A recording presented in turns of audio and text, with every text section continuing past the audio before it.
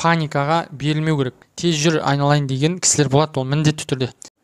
Барлықтарыңызға сәлем, құрметті оқырмандар. ПДД Қазақстан YouTube каналына қош келдіңіздер. Мен сіздерге начинающий жүргізушіге кеңесімді айтып өтейін. Сіз начинающий енді бастайтын жүргізушісіз. Сізге не істеу керек ең алдымен? Сіз көлігіңізді алдыңыз, жүргізуші куәлігіңіз бар. Енді сіз көлікке отырған кезде көлігіңізді жабдықтауыңыз керек арнайы құралдармен. Арнайы құралдар дегеніміз ол сіздің жаңа дөңгелегіңіз, запасной, одан кейін оның кілті, дөңгелекті бұрайтын, одан кейін домкрат, көтергіш көлікті, одан кейін сізде міндетті түрде болу керек 3 зат бар.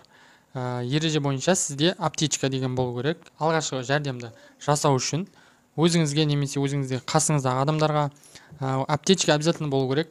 Оның ішіндегі құрамы ол стандартный, барлығы бірдей. Соны мынандай несімен алып алсаңыз, сыртында срогы барлығы жазылып тұрады.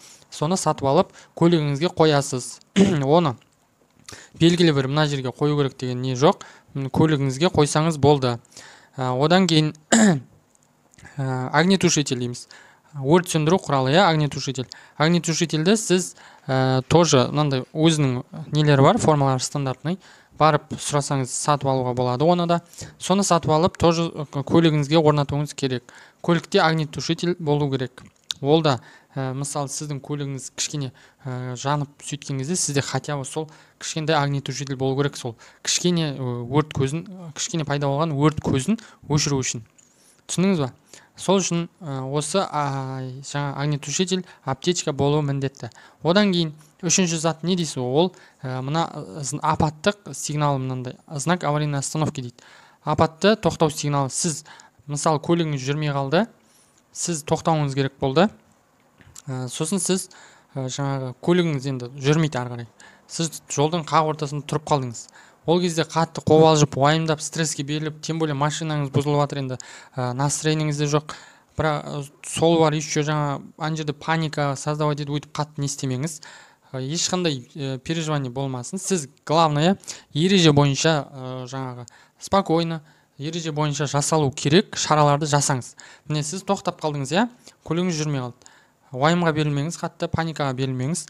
Аварийный сигнализацияны қосасыз, аварийканы бастыңыз. Көлігіңізде аварийка жанып тұр. Көліктен шығасыз да, багажниктен жаңағы сіз мен болу керек деген мынандай үшбұрышты сигнал, соны аласыз да, өзі ол солай сатылады, ол орнатылатын мынандай өзінің механизмі бар. Сіз мысалы елді мекенде болсаңыз, сіз көлігіңізден арт жағына қарай 15 метр өлшейсіз да, жаңағы белгіні қоясыз. Ол не үшін? Ол сіздің артыңызда келе жатқан жолда көліктерге ескерту үшін, что сізді айналып өту керек, сіздің көлігіңіз тоқтап қалды. Олар заранее жылдамдықпен келе жатып, жылдамдығын азайтып, уже мына полосаға өтіп айналып өту амалын жасай беру керек олар. Түсіндіңіз ба? Дәл сіздің көлігіңіз тұрған көлікке келіп олар жаңа ескерту белгісі болмаса, сіздің көлігіңіз тұр жолда. Олар жылдамдықпен келіп сізге соғуы мүмкін. Немесе үлгіре алмай қалуы мүмкін басқа жолаққа түсіп. Сол үшін мына ескерту белгісі қойылады. Ескерту белгісін қоясыз, апаттық сигнал жанып тұр. Болды, сосын уже жаңағы неңізді жасайсыз. Енді сіздің көлігіңіз датау жүрмей қалса дегенім ғой, егер сіздің көлігіңіз кішкене жүріп былай оң жақ шетке, жолдың шетіне шығалатын болса, ол кезде оң жақ шетіне шығарасыз. Ал егер мүлдем жүрмей қалса, немесе жүргізуге болмайтын жағдай болса, ол кезде осылай жасайсыз.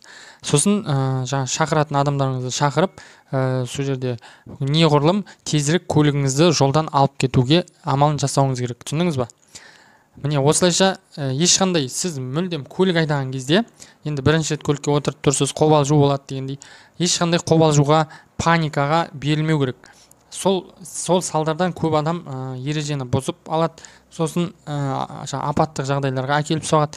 Қобалжыған адам ол уже неконтролируемый дейміз ғой, бақылаусыз адам ол жаңа бүкіл көліктің де өзін де бақылаудан ұстаудан жаңа алыстап кетеді. Сол себепті сіздерге айтарым, көлік айдағанда жаңа көзді жұмып бүйтіп мә соқтым деген сияқты ондай паника не болмау керек. Барынша соңына дейін көлікті қауіпсіз жаққа бұрып немесе тоқтатып солай үлгеруіңіз керек. Түсіндіңіз ба? Осындай маневрларды жасап үйреніңіздер. Одан кейін сізде көлікпен келе жатқан кезде жаңағы артыңыздан сіздің сигнал беріп, жаңа тез жүр айналайын деген кісілер болады, ол міндетті түрде. сіз егер осы ситуацияны жаттап алыңыз, ереже бойынша бізде елді мекенде кез келген жолдың жолағымен жүруге рұқсат, иә. Бірақ егер сіз негізі мынау сол жақ жолақ, сіздің бағытқа арналған екі жолақ болса, мысалы оң жақ жолақ пен сол жақ жолақ, сол жақ жолақта көліктер басып озуға мақсатында қолданылатын негізі сол жақ жолақ. Мысалы жаңа рұқсат етілген жылдамдық 60 км/сағат болса, сіз 40 км/сағатпен сол жақ жолақпен жүріп келе жатсаңыз, мына жақта 60 км/сағатпен жүріп келе жатқан көліктерге жол беру үшін сіз оң жаққа өтесіз. Сосын олар мына жақтан сізді басып оза береді. Мысалы, түсініңіз, сол жағдайда болады. Сіз келе жатсыз 40-пен, екінші жолақпен. Ана көліктер артыңыздан сигнал беріп келе жатады, 60-пен мен озуым керек деген сияқты. Енді сөйтіп келе жатқан кезде сіз сол оң жақ полосаға бұрылып түсіп, оң жақ полосаға жол беруіңіз керек. Ал егер сіз 60 км/сағат жылдамдықпен келе жатсаңыз, мына жолақпен, сол жақ жолақпен, ол кезде ал егер сіз 60 км жылдамдықпен келе жатсаңыз, мына сол жақ жолақпен, ол кезде сізге сигнал берсін, не істесін, сіз сол өзіңіздің неңізбен жүре бересіз. Потому что одан жылдамдықты асыруға болмайды, сіз кәдімгі заң бойынша өзіңіздің жолыңызбен жүріп келе жатсыз. Түсіндіңіз ба? Ешқандай паникаға берілмеңіз, сізге қанша сигнал берсе де, жалпы егер сіз жылдамдығыңыз неғұрлым төмен болса, значит сол құрылым сіз мына оң жақ жолақпен жүруге тырысыңыз. Хорошо? Сол жаңағы оң жақ жолақпен жүріп, потом солға бұрылатын болсаңыз, сол жақ жолаққа өтіп, уақытында сондай маневрлар жасаңыз. Енді ережені білген адам ол сол нелер жасап жүреді. Бірақ осындай ережеде жазылмаған осындай нюанстар бар. Түсініңіздер ме? Егер сіздің жылдамдығыңыз төмен болса, сол құрылым сіз оң жақ жолақпен жүргеніңіз дұрыс. Осылайша, құрметті оқырмандар, жолда аман жүріңіздер. Сіздердің ереже біліп, жолда осындай этика, жолдың өзінің этикасы болады. Сондай нелерді сақтап жүргендеріңіз өздеріңізге пайдалы. Барлық жағдайдан аман болыңыздар. Жолда сау жүріңіздер.